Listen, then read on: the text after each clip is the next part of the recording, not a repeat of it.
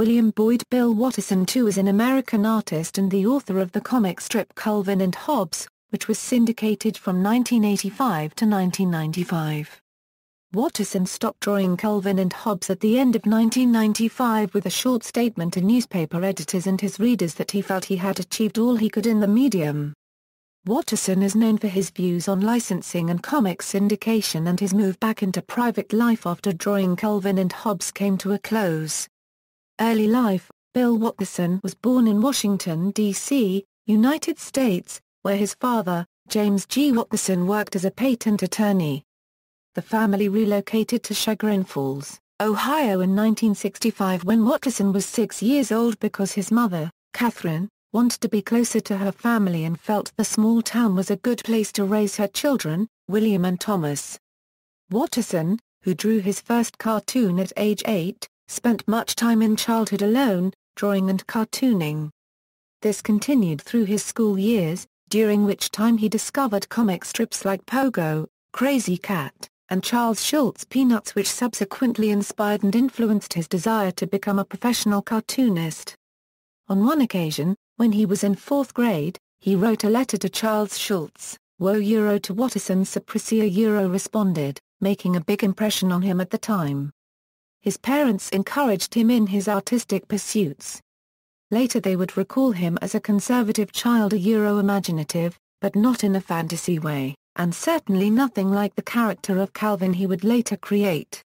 Watterson found avenues for his cartooning talents throughout primary and secondary school, creating high school-themed superhero comics with his friends and contributing cartoons and art to the school newspaper and yearbook.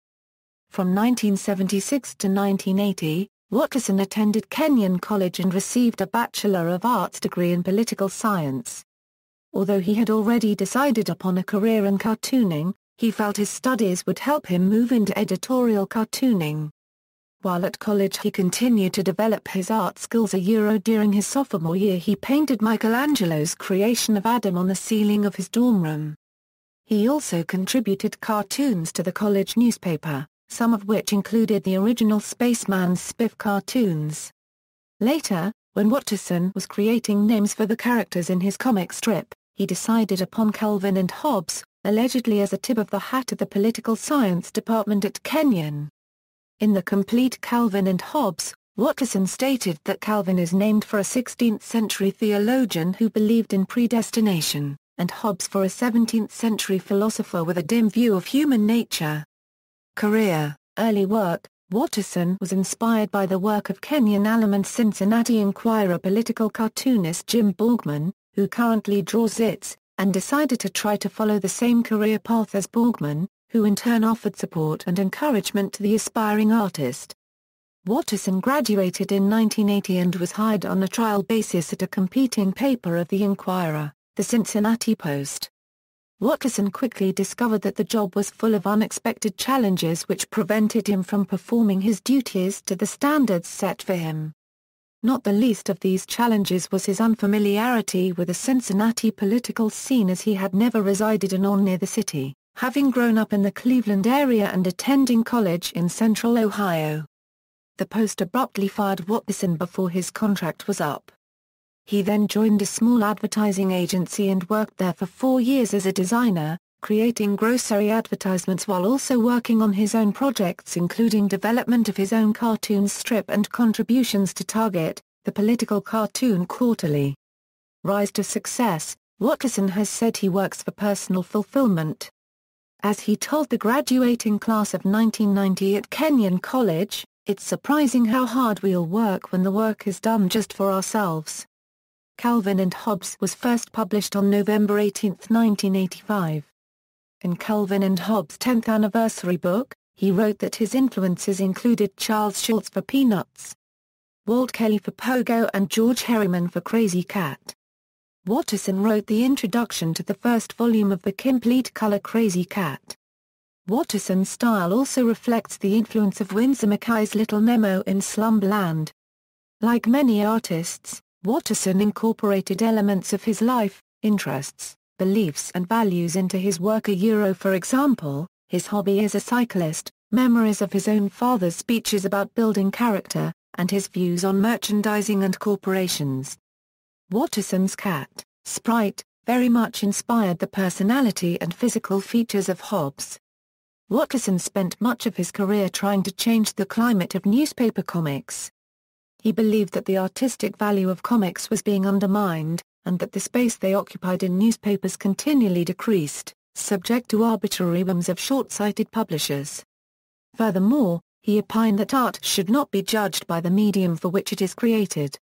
Fight against merchandising the cartoon characters. For years, Watterson battled against pressure from publishers to merchandise his work, something he felt would cheapen his comic. He refused to merchandise his creations on the grounds that displaying Calvin and Hobbes images on commercially sold mugs, stickers and T-shirts would devalue the characters and their personalities. Watterson said that Universal kept putting pressure on him and added that his contract, which he said he signed without fully perusing it because as a new artist he was happy to find a syndicate willing to give him a chance, was so one-sided that if Universal really wanted to, they could license his characters against his will, and could even fire him but continue Calvin and Hobbes with a new artist. Watterson's position eventually won out and he was able to renegotiate his contract so that he would receive all rights to his work, but later added that the licensing fight exhausted him and contributed to the need for a 9-month sabbatical in 1991. Despite Watterson's efforts, many unofficial knockoffs have been found, including items that depict Calvin and Hobbes consuming alcohol or Calvin urinating on a logo.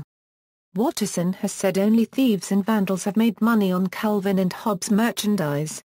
And of Calvin and Hobbes, Watterson announced the end of Calvin and Hobbes on November 9, 1995, with the following letter to newspaper editors. Dear reader, I will be stopping Calvin and Hobbes at the end of the year. This was not a recent or an easy decision, and I leave with some sadness.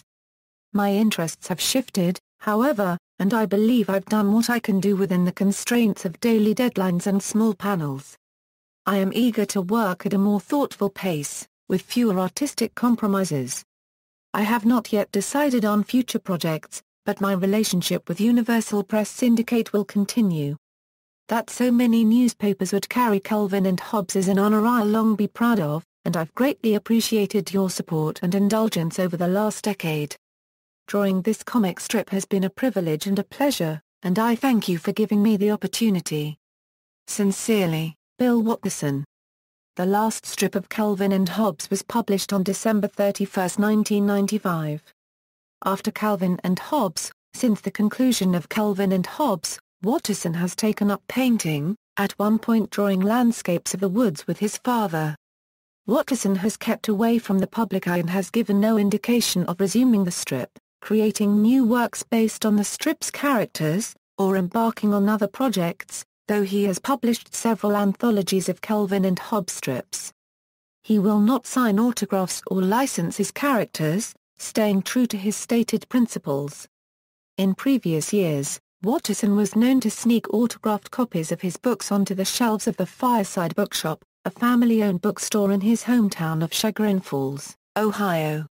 However, after discovering that some were selling the autographed books online for high prices, he ended this practice as well. Valuing privacy, he is reluctant to give interviews or make public appearances. His lengthiest interview was featured as the cover story in the Comics Journal No. 127 in February 1989. He drew a new Calvin and Hobbes cover for that issue of the magazine as well. On December 21, 1999, a short piece written by Watterson to mark the forthcoming end of the iconic comic strip Peanuts was published in the Los Angeles Times. In the years that followed the end of Calvin and Hobbes, many attempts were made to locate Watterson in his hometown of Chagrin Falls. Both the Plain Dealer and the Cleveland Scene sent reporters in 1998 and 2003, respectively, but were unable to locate him. In 2004, Watterson and his wife Melissa bought a home in the Cleveland suburb of Cleveland Heights, Ohio.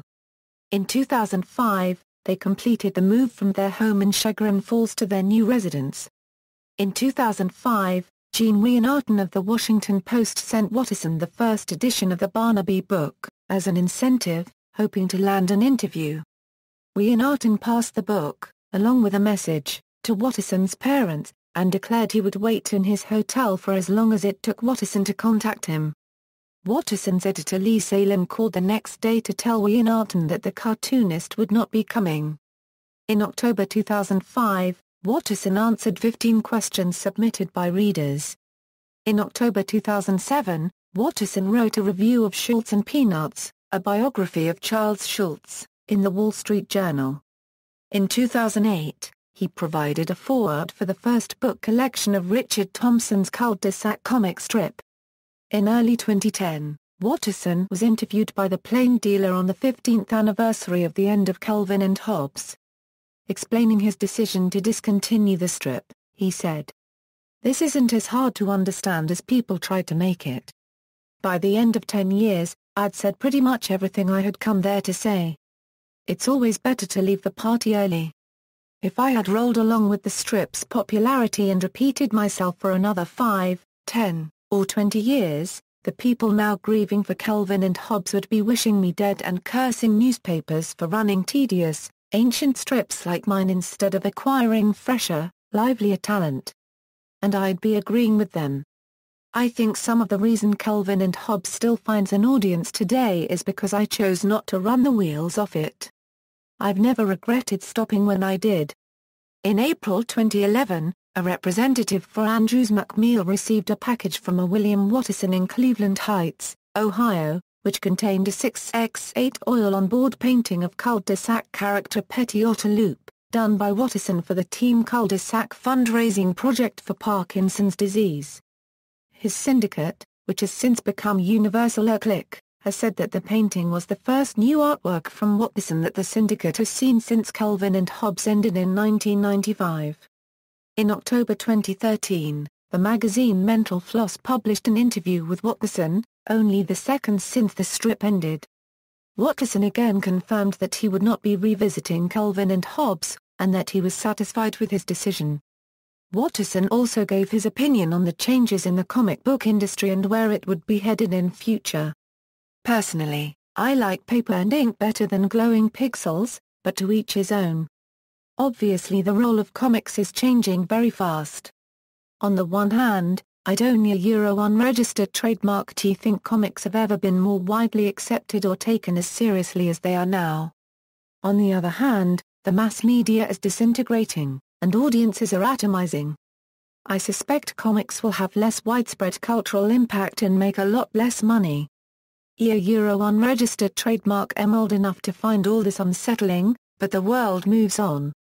All the new media will inevitably change the look, function, and maybe even the purpose of comics, but comics are vibrant and versatile, so I think their Euro unregistered trademark LL continue to find relevance one way or another. But they definitely want a Euro unregistered trademark to be the same as what I grew up with." On February 26, 2014, Watterson published his first cartoon since the end of Calvin and Hobbes, a poster for the documentary Stripped. In June 2014, 3 strips of Pearls Before Swine featured guest illustrations by Watterson after cartoonist Stephan Pastis communicated with him via email. Pastis likened this unexpected collaboration to getting a glimpse of Bigfoot. "I thought maybe Stephan and I could do this goofy collaboration and then use the result to raise some money for Parkinson Euro unregistered trademark's research in honor of Richard Thompson. It seemed like a perfect convergence," Watterson told the Washington Post. On November 5, 2014, a poster drawn by Watterson for the 2015 Angoulême International Comics Festival, where he was awarded the Grand Prix in 2014, was unveiled. Other work: Watterson wrote a brief, tongue-in-cheek autobiography in the late 1980s. Legacy: changing the format of the Sunday strip.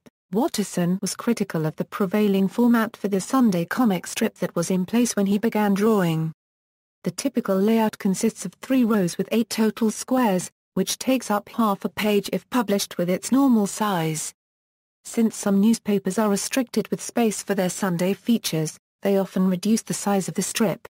One of the more common ways is to cut the top 2 panels out, which Watterson believed forced him to waste the space on throwaway jokes that did not always fit the strip.